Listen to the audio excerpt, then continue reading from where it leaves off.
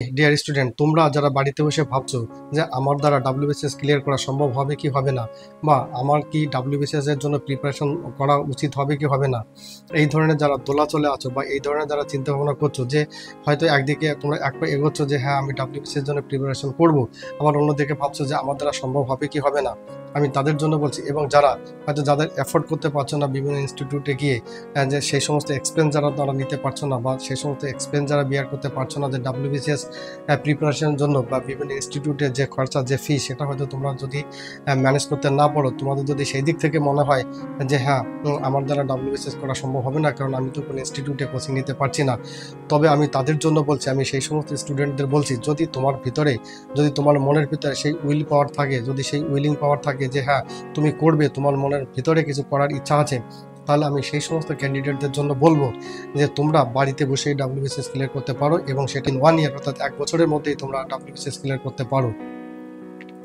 তোমরা যদি আমাকে প্রশ্ন করো যে 1 বছরে ডাব্লিউবিসিএস ক্লিয়ার করা সম্ভব, আমি তোমাদের গ্যারান্টি দিয়ে বলতে পারি 1 বছর is more than enough two clear the WBCS exam. তোমার ভিতরে যদি সেই উইলিং পাওয়ার থাকে, তোমার ভিতরে যদি সেই ইচ্ছাটা থাকে, তোমার ভিতরে যদি সেই আকাঙ্ক্ষাটা থাকে, তাহলে আমি তোমাকে বলছি 1 বছরে বাড়িতে বসেই প্রিপারেশন নিয়ে ডাব্লিউবিসিএস ক্লিয়ার করা সম্ভব। যারা অনেকে অনেক রকম কথা বলে থাকে, ডাব্লিউবিসিএস অনেক বড় পরীক্ষা, অনেক কিছু করতে হয়, আমি তোমাকে বলবো, গ্যারান্টি দিয়ে বলবো যে যদি তোমার ভিতরে সেই উইলিং পাওয়ার থাকে, তাহলে তুমি 1 বছরই বাড়িতে বসেই প্রিপারেশন নিয়ে তুমি ডাব্লিউবিসিএস ক্লিয়ার করতে পারবে। এখন আমি তোমাদের এই ভিডিওর মাধ্যমে দেখিয়ে দেবো যে এই ডাব্লিউবিসিএস পরীক্ষার জন্য কি কি সিলেবাস আছে, অর্থাৎ কি কি সাবজেক্টগুলো তোমাকে পড়তে হবে, কোন সাবজেক্ট থেকে কেমন ধরনের কোশ্চেন আসে, কিভাবে তোমাকে প্রিপারেশন নিতে হবে, প্যাটার্ন কি আছে, এক্সাম প্রসেস কি আছে, এই ডাব্লিউবিসিএস এর সম্পর্কে আমি তোমাকে ক্লিয়ার আইডিয়া দিয়ে দিচ্ছি। ডাব্লিউবিসিএস পরীক্ষার জন্য যে সমস্ত সাবজেক্টগুলো তোমাকে দিতে হবে, যে সমস্ত সাবজেক্টে তোমাকে অ্যাপিয়ার হতে হবে পরীক্ষায়, মোস্টলি সে সাবজেক্ট অর্থাৎ অধিকাংশ সাবজেক্ট হচ্ছে তোমাকে বাড়িতে বসে নিজেকে সেলফ স্টাডির মাধ্যমে তৈরি করতে হবে। সেখানে কারো কাছে গিয়ে বা কোনো ইনস্টিটিউট গিয়ে বা কোনো সেন্টারে গিয়ে অযথা টাইম নষ্ট করার কোনো মানেই হয় না, কোনো প্রয়োজন হয় না।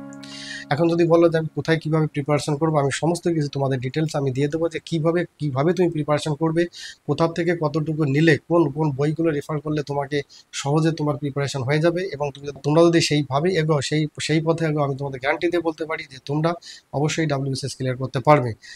তাহলে চলো এখন দেখে নেওয়া যাক যে এই ডাব্লিউবিসিএস এর প্যাটার্ন কি, সিলেবাস কি, এবং কোশ্চেন বা কেমন আসে, কতগুলো কোশ্চেন থাকে, কত সময় থাকে, দেখে নিই। তো চলো dear student, welcome to info centre, the centre of knowledge, not noise. Dear student, যেটা আমি বলছিলাম বা এতক্ষণ ধরে যেটা আমি তোমাদের বললাম, আমরা দেখে নিই যে এই ডাব্লিউবিসিএস এর প্যাটার্নটা কি আছে, অর্থাৎ এই ডাব্লিউবিসিএস এর মধ্যে কতগুলো গ্রুপ আছে। ডাব্লিউবিসিএস মানে একটা গ্রুপ নয়, এই ডাব্লিউবিসিএস এর মধ্যে 4টে গ্রুপ আছে, অর্থাৎ group A, group B, group C এবং গ্রুপ ডি। এই 4টা পোস্টের জন্য রিক্রুটমেন্ট হয় এই ডাব্লিউবিসিএস এক্সামের মাধ্যমে। তাহলে এই 4টা গ্রুপটা আমরা দেখে নিই, 4টে গ্রুপে কী কী ক্রাইটেরিয়া আছে, এস ক্রাইটেরিয়া কী আছে, কোয়ালিফিকেশান কী আছে, অর্থাৎ এক্সাম প্যাটার্ন কী আছে, কত নাম্বারের মধ্যে কোন পরীক্ষাটা হয়, সেইটা আমরা একটু ভালো করে দেখে নিই। আমি যদি কোনো যুদ্ধক্ষেত্রে যাই, অর্থাৎ যুদ্ধ ময়দানে যদি যাই, ধরে নাও আমি যদি, তাহলে আমার অপোনেন্টে কি আছে তার সম্পর্কে, তার উইকনেস, তার স্ট্রংনেস যদি আমি জেনে যাই, তাহলে আমার যুদ্ধটা নিশ্চয়ই তার সঙ্গে করতে আমার ভালো হবে। অর্থাৎ আমি এখানে যুদ্ধক্ষেত্রে বলতে চাইছি যে তুমি যে ডাব্লিউবিসিএস এ বসবে, ডাব্লিউবিসিএস প্রিপারেশন নেবে, সেই জন্য যদি তুমি ডাব্লিউবিসিএস সিলেবাসটাকে যদি ভালো করে তুমি মনের মধ্যে যদি গেঁথে নিতে পারো, তুমি যদি ভালো করে বুঝে নিতে পারো যে আমাকে কোন কোন সাবজেক্ট ক্লিয়ার করতে হবে, কোন কোন সাবজেক্ট আমাকে কতটা ওয়েটেজ দিয়ে পড়তে হবে, কারণ সব সাবজেক্টের নাম্বার সমান নয়, কিছু কিছু সাবজেক্ট আছে সেটাতে কম ওয়েটেজ আছে, কিছু কিছু সাবজেক্ট আছে সেটার বেশি ওয়েটেজ আছে। তো সেই হিসেবে তোমাকে সেই লেভেলে প্রিপারেশন করতে হবে। এটা নয় কি যে তুমি একদম বই শুরু করলে, প্রত্যেকটা সাবজেক্ট শুরু করলে এ টু জেড সব পড়তে শুরু করলে, অ্যাকচুয়ালি এমনটি নয়। তোমাকে স্মার্ট এডুকেশনও তেমন করতে হবে, এবং সাথে সাথে তোমাকে স্মার্টলি সিলেবাস দেখে সেইভাবে তোমাকে এগোতে হবে।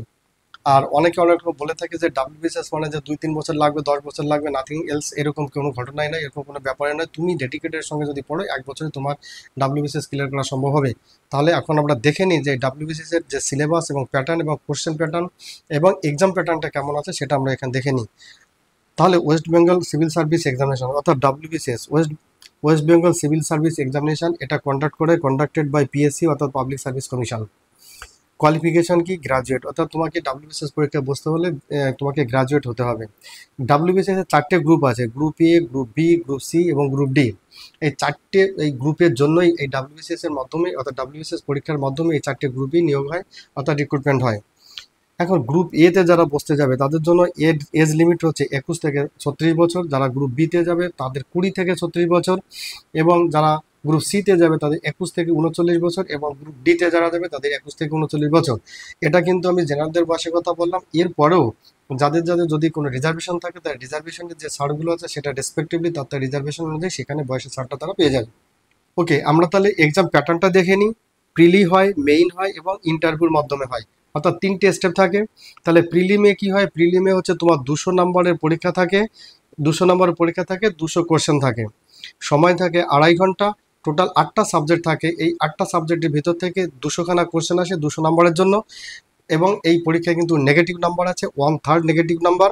এবার এই যে 8টি সাবজেক্ট আছে, এই 8টি সাবজেক্টের প্রত্যেকটি সাবজেক্ট থেকে ইকুয়ালি অর্থাৎ 25 নম্বর করে কোশ্চেন থাকবে, অর্থাৎ 25টা কোশ্চেন থাকবে 25 নম্বরের জন্য।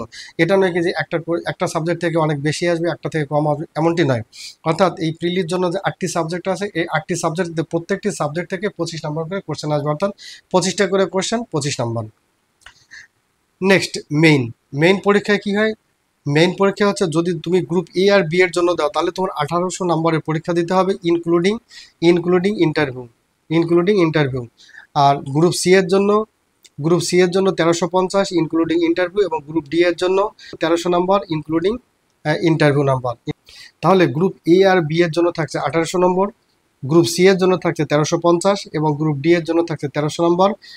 এখানে ইন্টারভিউ নাম্বার গ্রুপ এ আর বি এর জন্য 200 নম্বরের ইন্টারভিউ, গ্রুপ সি এর জন্য 150 নম্বরের ইন্টারভিউ, এবং গ্রুপ ডি এর জন্য 100 নম্বরের ইন্টারভিউ। ওকে ডিয়ার স্টুডেন্ট, এখন আমি তোমাদের সাবজেক্ট সম্পর্কে আমি এখানে আইডিয়া দিয়ে দিচ্ছি, একটা ধারণা দিয়ে দিচ্ছি যে কোন কোন সাবজেক্ট থেকে তোমাদের পরীক্ষায় আসে, কোন কোন সাবজেক্টগুলো তোমাকে পরীক্ষার জন্য পড়তে হবে, এবং কোন কোন সাবজেক্ট থেকে কত নম্বরের কোশ্চেন আসে। যেমনটি বলছিলাম, প্রিলি আর হচ্ছে মেইন দু রকমের পরীক্ষা হবে। প্রথমে তোমাকে প্রিলি পাস করতে হবে, অর্থাৎ প্রিলি 200 নম্বরের কোশ্চেন থাকবে, 200টা কোশ্চেন থাকবে, 200 নম্বর থাকবে। 8টি সাবজেক্ট থাকবে, সেই 8টি সাবজেক্ট এখানে আমি দেখে নিই। ইংলিশ থাকছে, জিএস অর্থাৎ জেনারেল স্টাডি বা জেনারেল সায়েন্স যেখানে বলো, এখানে তোমাকে ফিজিক্স থাকবে, কেমিস্ট্রি থাকবে, বায়ো থাকবে, সব জেনারেল সায়েন্স অর্থাৎ জেনারেল টাইপের যে কোশ্চেন সেইগুলো আসবে। এখানে দেখো হিস্ট্রি দু রকম আছে, একটা হচ্ছে নর্মাল হিস্ট্রি, আর এখানে আছে দেখো ন্যাশনাল মুভমেন্ট, অর্থাৎ ন্যাশনাল মুভমেন্টের আগের পর্যায়ে এবং শুধু ন্যাশনাল মুভমেন্ট থেকে। তাহলে হিস্ট্রির ইম্পর্টেন্সটা কিন্তু খুবই বেশি, অর্থাৎ প্রিলি ক্লিয়ার করবার জন্য হিস্ট্রির ইম্পর্টেন্সটা খুবই বেশি। হিসাব মতো এখানে দেখো হিস্ট্রিতে এখানে 25, এখানে 25, আর এখানে 25, অর্থাৎ হিস্ট্রি থেকে তোমাকে 50 নম্বর থাকছে শুধু প্রিলির জন্য। নেক্সট থাকছে current affairs, next geography, West Bengal geography, then Indian polity and economics, then national movement যেটা তোমাকে বললাম হিস্ট্রি সাবজেক্টের মধ্যে পড়বে, জিআই অ্যান্ড রিজনিং, এবং এখানে ক্ষেত্রে নেগেটিভ নাম্বার যেটা বললাম তোমাকে 1/3 নেগেটিভ নম্বর। তাহলে এখানে দেখো এই যে সাবজেক্টগুলো তোমাকে পড়ে যেটাকে তোমাকে পরীক্ষা দিতে হবে, এর মধ্যে ইংলিশ দেখো বাড়িতে তৈরি করতে পারবে, জিএস জেনারেল স্টাডি যেটা দেখো বাড়িতে তৈরি করতে পারে, হিস্ট্রি তো বাড়িতে তৈরি করা সাবজেক্ট, কারেন্ট অ্যাফেয়ার্স টোটালি বাড়িতে তৈরি করা সাবজেক্ট, জিওগ্রাফি বাড়িতে তৈরি করা সাবজেক্ট, পলিটিক্যাল ইকোনমি বাড়িতে, পলিটিক্যাল সায়েন্সটা একটু তোমাদের বোঝার ব্যাপার আছে, সেটা তোমরা যে কোনো জায়গা থেকে যে কোনো সোশ্যাল মিডিয়া থেকে বা ইউটিউব থেকে তোমরা দেখে ক্লিয়ার করে নিতে পারো। ন্যাশনাল মুভমেন্ট বাড়িতে তৈরি করা সাবজেক্ট, জিআই এবং রিজনিং এটা তোমাকে এখানে তোমার একটু গাইডেন্সের প্রয়োজন হবে, এই গাইডেন্সটা তুমি কোথাও থেকে নিয়ে নিতে পারো। তাহলে এইটা গেল তোমার প্রিলিম, অর্থাৎ প্রিলিমে যেটা বললাম যে প্রত্যেকটা সাবজেক্ট থেকে তোমাকে 25টা কোশ্চেন থাকবে 25 নম্বরের জন্য, এবং টোটাল থাকবে 200 নম্বর, অর্থাৎ 200 কোশ্চেন আসবে। তাহলে তোমরা এটা বুঝতে পারছো, আশা করি ক্লিয়ার করতে পারলাম যে প্রিলিটা। এবারে মেইনের ক্ষেত্রে দেখো, মেইনে তোমার এই যে 6টা সাবজেক্ট, এই 6টা সাবজেক্ট কিন্তু প্রত্যেকটি গ্রুপের জন্য দিতে পারছো, তারা group A, group B, group C, group D যারা বসছো প্রত্যেকের জন্য কিন্তু এই P1, P2, P3, P4, P5, P6 এই 6টা সাবজেক্ট প্রত্যেকের জন্য। এর মধ্যে দেখো বেঙ্গলি আর ইংলিশ, এই বেঙ্গলি আর ইংলিশ কিন্তু এটা কনভেনশনাল মেথড অর্থাৎ ডেসক্রিপটিভ মেথডে হবে, এবং প্রত্যেকটি সাবজেক্ট কিন্তু 200 নম্বর করে, অর্থাৎ মেইনের প্রত্যেকটি সাবজেক্ট 200 নম্বর করে, তার মধ্যে বেঙ্গলি আর ইংলিশ এটা ডেসক্রিপটিভ বা কনভেনশনাল মেথড থাকবে। বাকি এই যে 4টে সাবজেক্ট, এই 4টে সাবজেক্ট কিন্তু এটাও তোমার অবজেক্টিভ থাকবে, অর্থাৎ এমসিকিউ মেথড থাকবে, এটাও প্রত্যেকটি সাবজেক্ট 200 নম্বরে থাকবে। দেখো P3-তে তোমার জন্য থাকছে জেনারেল স্টাডি, হিস্ট্রি এবং জিওগ্রাফি, P4-এ গিয়ে থাকছে এনভায়রনমেন্ট, জিকে এবং কারেন্ট অ্যাফেয়ার্স, P5-এ থাকছে ইকোনমি অ্যান্ড পলিটি, P6-এ থাকছে রিজনিং, অ্যাথমেটিক। এইখানে তোমাকে ভালো করে প্রিপারেশন নিতে হবে। এই যে P6 অর্থাৎ এই যে রিজনিং অ্যান্ড অ্যারিথমেটিক, এই সাবজেক্টটা তোমাকে প্র্যাকটিস করার ব্যাপার আছে। কারণ ম্যাথমেটিক্স প্রসেসে যদি তুমি কনভেনশনাল প্রসেসে ম্যাথমেটিক্স করতে যাও তাহলে তোমার টাইম ম্যানেজমেন্ট করা একটু প্রবলেম হবে, সেক্ষেত্রে তোমাকে ম্যাথমেটিক্সের ক্ষেত্রে কিছুটা গাইডেন্স প্রয়োজন হবে। বাকি যে সাবজেক্টগুলো তুমি দেখো, Bengali, English, GS, history, geography, environmental science, GK, current affairs, everything, এই যে সাবজেক্টগুলো আছে, এখানে ইকোনমিক্স অ্যান্ড পলিটি এটা তোমার একটু গাইডেন্সের প্রয়োজন হতে পারে। বাকি যে সাবজেক্টগুলো আছে এটা টোটালি তোমার বাড়িতে বসে পড়ার সাবজেক্ট, টোটালি তোমার সেলফ স্টাডি সাবজেক্ট। এবার তুমি যদি বলো যে আমি তাহলে কোথা থেকে পড়বো, কোন বইগুলো আমি পড়বো, দেখো অনেকে অনেক রকম এক্সাম্পল দেবে, অনেক রকমের বইয়ের কথা বলবে। অনেকে তোমাকে এটাও বলবে যে আমি ধরো হিস্ট্রির জন্য 4-5টা বই পড়েছি, আমি জিওগ্রাফির জন্য আমি 2-4টে বই পড়েছি, এই সমস্ত তোমাকে কিছুই করতে হবে না। আমি তোমাকে ক্লিয়ারলি বলছি, একদম ক্লিয়ার কাট কথা বলছি, তোমরা গ্রাজুয়েট লেভেলের যে কোনো বই তোমরা তুলে নেবে, সেটা ওয়েস্ট বেঙ্গল বোর্ডের তুলে নিতে পারো, তোমরা এনসিইআরটির বই তুলে নিতে পারো। গ্রাজুয়েট লেভেলের যে কোনো বই তোমরা একটা বইকে ফলো করে কি করবে, তোমরা শুধুমাত্র একটা বই ফলো করবে। ধরো তুমি কি করছো, তুমি জিএস এর জন্য পড়ছো, জেনারেল স্টাডি পড়ছো, সায়েন্স তুমি পড়বে, তাহলে যে কোনো একটা বই পড়বে। হিস্ট্রির জন্য তুমি যে কোনো রাইটারে তুমি একটা বই পড়ো, জিওগ্রাফির যে কোনো রাইটারে তুমি একটা বই, অর্থাৎ গ্রাজুয়েট লেভেলে, অর্থাৎ সেটাকে তুমি পড়বে, সেই বইটাকে কমপ্লিটভাবে থরলি পড়বে, যতবার পড়ো, 2 বা 3 বা 4 বার যতবার পড়ো একটা বইকে পড়বে। পড়ার পরে তোমাকে কি করতে হবে, তোমাকে পিআইকিউ প্র্যাকটিস করতে হবে, অর্থাৎ previous year question answer practice করতে হবে। পিআইকিউ কীভাবে প্র্যাকটিস করবে, কোশ্চেন অ্যান্সার কীভাবে প্র্যাকটিস করবে, পিআইকিউ যখন তোমরা প্র্যাকটিস করবে, পিআইকিউতে তোমার 4টে অপশন থাকবে, পিআইকিউতে তোমাকে 4টে অপশন থাকবে, এই 4টে অপশনের মধ্যে একটা তোমাকে রাইট থাকবে, বাকি 3টে ওই কোশ্চেনের জন্য রং থাকবে। কিন্তু এখানে তোমাকে জানতে হবে যে এই বাকি 3টে কোশ্চেন কেন রং হলো, বা এই বাকি যে 3টে অপশন আছে এই 3টে যদি অন্যভাবে এসে যায় তাহলে এই 3টে কোশ্চেন কখন তোমার রাইট হবে। তুমি যদি প্রত্যেকটি সেট যদি এইভাবে তুমি প্র্যাকটিস করে যাও, প্রত্যেকটি পিআইকিউ যখন তুমি সেট দেবে যদি এইভাবে প্র্যাকটিস করে যাও, অর্থাৎ 4টে অপশনের মধ্যে একটা তোমার কারেক্ট হবে ওই সেটের জন্য, তাহলে যেটা কারেক্ট হলো বাকি 3টে কারেক্ট হয়নি, কেন ওই 3টে কারেক্ট হয়নি, এবং ওই 3টে যদি কারেক্ট হয় তাহলে কোন ধরনের কোশ্চেনের ক্ষেত্রে ওই 3টে কারেক্ট হবে। ব্যাস, তোমাকে এইটুকু করে পিআইকিউ প্র্যাকটিস করতে হবে। তুমি ঠিক এইভাবে এই সিম্পল ওয়েতে পড়াশোনা করে যাও। আচ্ছা, যেটা বলছিলাম যে তাহলে এই 6টা, এই যে 1 থেকে যে 6টা সাবজেক্ট, এই 6টা সাবজেক্ট তোমার সবাইকে দিতে হবে, অর্থাৎ group A, group B, group C, group D প্রত্যেকে দিতে হচ্ছে, এবং প্রত্যেকটি সাবজেক্টে 200 করে নাম্বার, তাহলে প্রত্যেকটি সাবজেক্টের জন্য 200 করে নাম্বার। এর মধ্যে বাংলা আর ইংলিশ থাকছে কনভেনশনাল অর্থাৎ ডেসক্রিপটিভ মেথড, বাকিগুলো থাকছে অবজেক্টিভ অর্থাৎ এমসিকিউ মেথড। 6টা সাবজেক্টের জন্য এখানে থাকছে 1200 নাম্বার। আর যদি তুমি গ্রুপ এ আর গ্রুপ বি এর জন্য যাও, তোমাকে একটা অপশনাল সাবজেক্ট নিতে হবে, যে কোনো একটা অপশনাল সাবজেক্ট নিতে হবে। অপশনাল সাবজেক্টের লিস্টটা দেখে নেবে, অনেকগুলো সাবজেক্ট আছে, তার ভিতর থেকে যে কোনো একটা সাবজেক্ট তোমাকে অপশনাল নিতে হবে। এখানে এই একটা অপশনাল সাবজেক্টের দুটো এই অপশনাল একটা অপশনালের মধ্যে দুটো পেপার হয়, ঠিক আছে, পেপার 1 এবং পেপার 2, এবং এটা একই দিনে পরীক্ষাটা হয়, অর্থাৎ সকালের দিকে তোমাকে পেপার 1 হবে, বিকালের দিকে পেপার 2 হবে। তাহলে এই অপশনাল পেপার কি হলো, সাবজেক্ট একটা, পেপার দুটো, এই দুটো 200 অর্থাৎ 400 নম্বরের তোমার এই অপশনাল পরীক্ষা দিতে হবে। যদি তুমি গ্রুপ এ আর গ্রুপ বি এর জন্য যদি তুমি অপ্ট করো, যদি তুমি সিলেক্ট করো, তাহলে তোমাকে এই যে 6টা সাবজেক্ট তোমার থাকছে, এই 6টা সাবজেক্টের সাথে সাথে আরেকটা অপশনাল সাবজেক্ট, যেটা তোমার গ্রাজুয়েটে যে সাবজেক্টটা বা যেটা নিয়ে তুমি গ্রাজুয়েশন করেছো সেই রকম থেকে, সেখান থেকে একটা সাবজেক্ট তুমি নিতে পারো। অথবা অনেকে কিন্তু সাবজেক্ট এই অপশনাল সিলেকশন করবার সময় কিন্তু অনেকে অনেক রকমের চিন্তা ভাবনা করে কিন্তু বা স্মার্ট ওয়েতে কিন্তু সাবজেক্ট সিলেক্ট করে।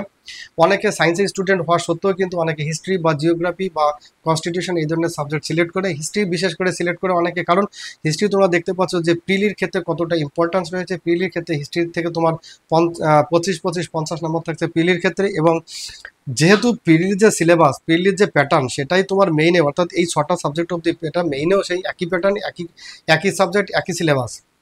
তো সেই ক্ষেত্রে তোমার প্রিলি প্রিপারেশনের সাথে সাথে প্রিলি থেকে যদি তুমি একটু ডেপথে যদি প্রিপারেশন করো, তাহলে একই সাথে তোমার প্রিলির সাথে সাথে তোমার মেইনও তোমার প্রিপেয়ার্ড হয়ে যায় বা প্রিপারেশন হয়ে যায়। সেই জন্য আমি বলছি যে ডাব্লিউবিসিএস ক্লিয়ার করা, যে তোমরা যদি এটা ভেবে থাকো যে ডাব্লিউবিসিএস একটা অন্যরকম কিছু, যদি তোমাদের মাথা থেকে এটা সরে যায়, তোমরা যদি মনে করো যে না ডাব্লিউবিসিএস অন্য একটা পরীক্ষার মতো, সেটা ক্লিয়ার করা সম্ভব, এবং এটা এখন সম্ভব। কারণ এখানে যদি তুমি এ আর বি সিলেক্ট না করো, যদি তুমি শুধু সি আর ডি এর জন্য সিলেক্ট করো, তাহলে তোমার 1 থেকে এই 6টা পেপার দিতে হচ্ছে, আর 1 থেকে 6টা, এর মধ্যে বাংলা আর ইংলিশ বাদ দিলে বাকি যে পেপারগুলো সেটাও তোমার এমসিকিউ অর্থাৎ অবজেক্টিভ টাইপ থাকছে। প্রিলিতেও তুমি অবজেক্টিভ টাইপ পরীক্ষা দিচ্ছ, সেটা মেইনের ক্ষেত্রে তোমার সেটা এমসিকিউ বা অবজেক্টিভ টাইপ পরীক্ষা হচ্ছে। এক্ষেত্রে তোমার পরীক্ষার প্যাটার্ন এবং সাবজেক্টের ক্ষেত্রে কোনো ফারাক পড়ছে না, কোনো ভেরিয়েশন আসছে না।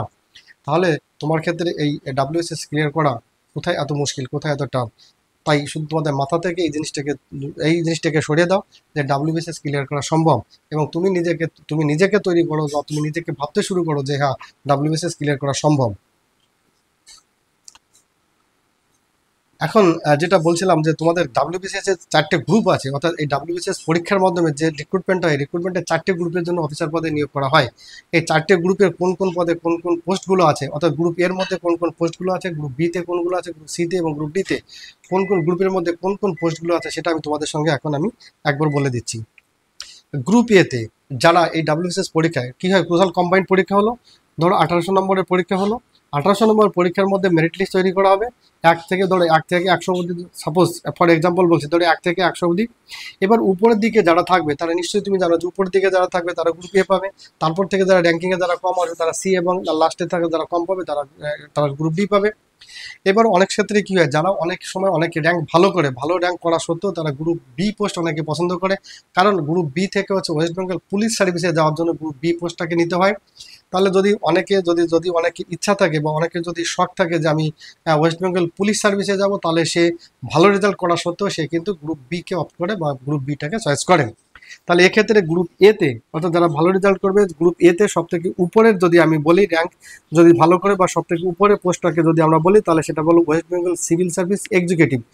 অর্থাৎ এই পোস্ট যারা পাবে, অর্থাৎ এই ভালো র্যাঙ্ক করে এই পোস্টে যারা পাবে তারা হচ্ছে বিডিও হতে পারবে ডাইরেক্ট।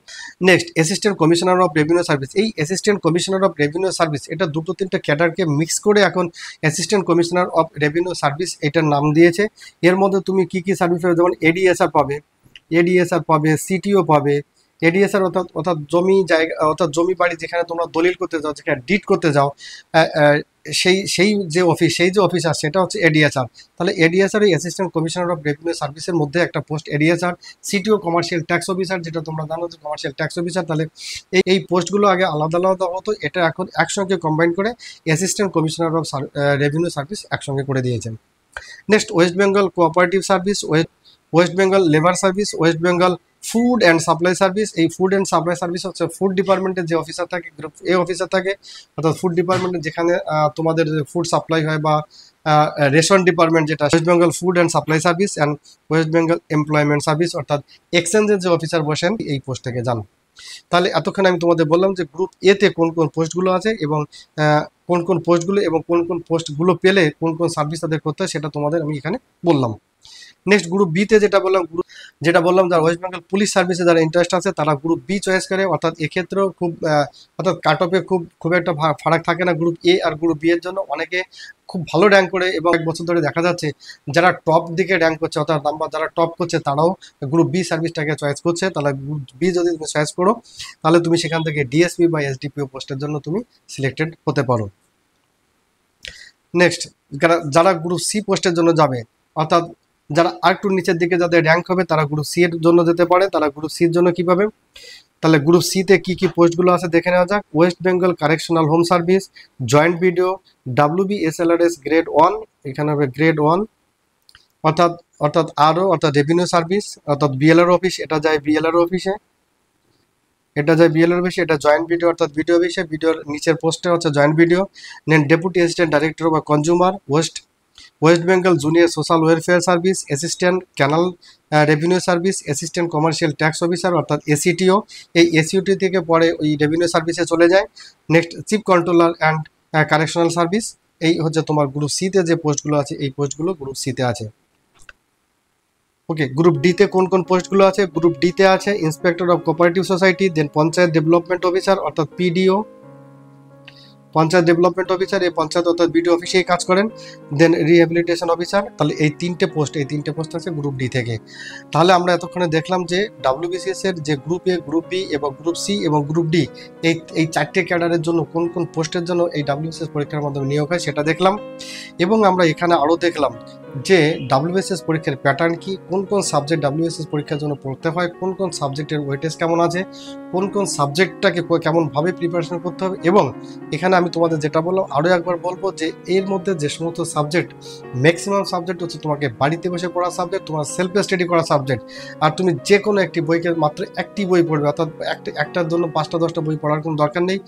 যে কোনো একটা বইকে তুমি ফলো করবে, সেইটাকে ডেপথলি পড়বে যতটা পারবে, একবার দুবার তিনবার চারবার যতবার পড়বে, সেই একটা বইকে তুমি বারবার করে পড়ো।